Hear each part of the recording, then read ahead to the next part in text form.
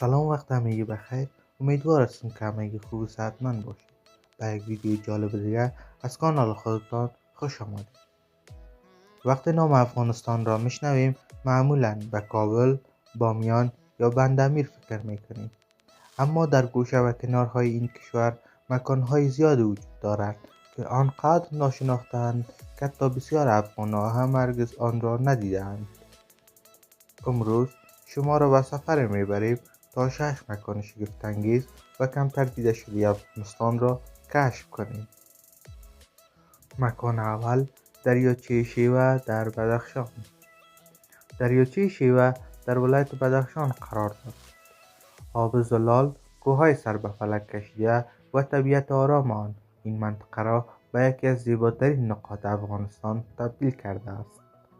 به دلیل دورافتاده بودن گردشگران کمی بر این دریاچه میرسند و همین باعث شده طبیعت آن به حد زیادی بکر باقی بماند. مکان دوم، دره اژدهای بامیان. در نزدیکی شهر بامیان دره‌ای وجود دارد که مردم آن را دره اژدها مینامند. بر اساس افسانه‌های محلی، روزگار اژدهاهای در این منطقه زندگی میکرد و مردم را آزار میداد تا اینکه یک قهرمان او را شکست داد. امروز این دره با دیوارهای سنگی و داستانهای محلی یکی از دیدنی‌ترین نقاط بامیان است. مکان سوم، شاهفولادی بامیان.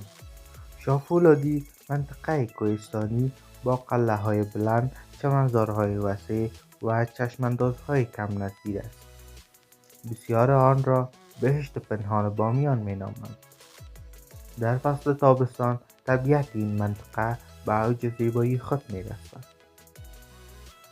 مکان چهارم، دریاچه چخمقتین در واخان. در انتهای دهلیز واخان دریاچه چخمقتین قرار دارد. یکی از دورافتاده‌ترین دریاچه های افغانستان است. رسیدن به این منطقه آسان نیست، اما منظره کوهستان ها و آب شفاف آن ارزش این سفر دشوار را دارد.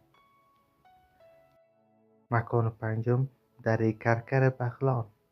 دره کرکر بیشتر به خاطر طبیعت سرسبز، رودخانه ها و کوههای زیبای شناخته می شود. بسیار از مردم تنها نام معدن زغال سنگ کرکر را شنیدند، اما زیبایی طبیعی این دره کمتر مورد توجه قرار گرفته است. 6. کول حشمت خان در کابل. در نزدیکی شهر کابل تالابی به نام کول حشمت خان قرار دارد. این تالاب هر سال میزان پرندگان مهاجر از کشورهای مختلف است و یکی از مهمترین زیستگاه‌های طبیعی افغانستان به شمار می‌رود. افغانستان تنها کشوری با تاریخ کهن نیست، بلکه سرزمینی پر از طبیعت بکر، دره‌های ناشناخته و مکان‌های شگفت‌انگیز است که هنوز بسیار از مردم جهان آن را ندیده‌اند. اگر دوست دارید قسمت دوم این مجموعه را ببینید، حتما ویدیو را لایک کنید، کانال را دنبال کنید، بنویسید که دوست دارید دفعه بعد به کدام منطقه افغانستان سفر کنید.